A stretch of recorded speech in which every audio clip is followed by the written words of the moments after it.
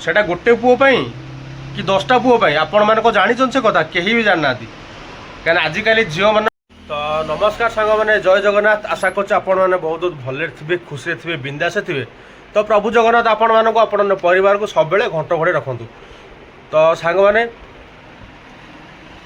सका 9टा बेले उठिली 9टा उठी दुकान से पहुँचली कौन मूड है एमती यूट्यूब को पलैली जाकि देखी टे आमर न्यूज टे देखी न्यूज देखु देखु मैंने स्क्रॉल करू करू गोटे जिनस मैंने देखिली आपण मैंने मुंड खराब भी शुणिले जिनसटा कौन आप कहूँ आप तो थंबनेल देखि जानीपे तापर तथा आपटे कहीदे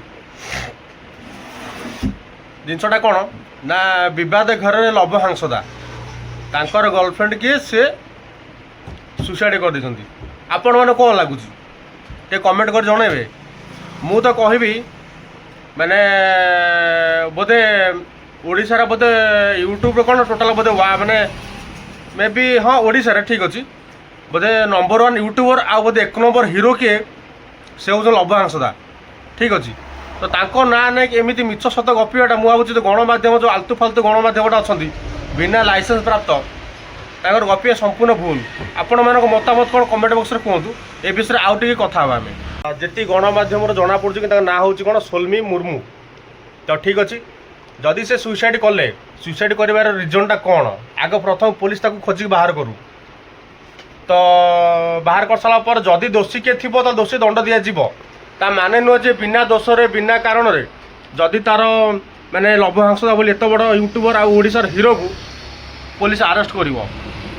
द्वितीय कथा हूँ बोधे यही भाया केस मुझे प्रथम देखुची कहीं ना गोटे झील आपण मैंने बहुत थर देखी थे कि हजार हजार पुओ सुसाइड कर देती कि आज प्रथम देखिली कि गोटे पुओपाई गोटे झील सुसाइड कर गोटे पुओपाई कि 10टा पुओपाई आपण मान जानी से कथा कहीं भी जाना कहीं आजिकल झील मानकर मु पर्टिकुलर देखो गोटे कथा कहूँ झील मोर ही भौणी अच्छी मोर भी माँ अच्छी।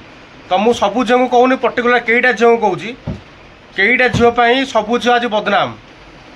तो मुझे झील कथा कहूँ जे कि से गोटे झील माने से एक्चुअली ताकू भल पाला कि आउ कौन तार केस था कि कौन ना से आम को जान आप जानते किसी जानने आम ठीक अच्छे। तो ता पूर्व मु गोटे कथा कहबी आगे प्रॉपर इन्वेस्टिगेशन करा जाऊ।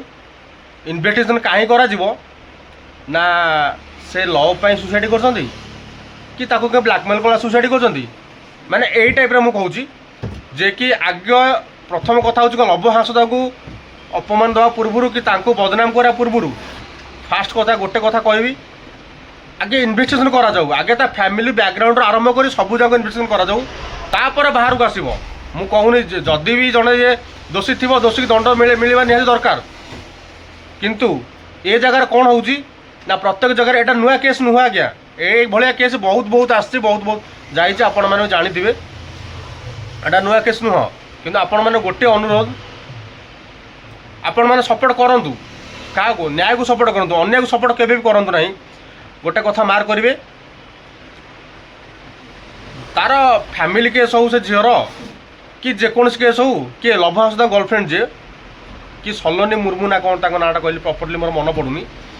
तो तांकर तो फास्ट गोटे कथा कहूँ देखिए आगे प्रॉपर इन्वेस्टिगेशन करा जाऊ तापर दोषी को दंड मिलू ना कि जहाँ को नहीं ताको रास्ता कट उठे आनी दंड देदेवे।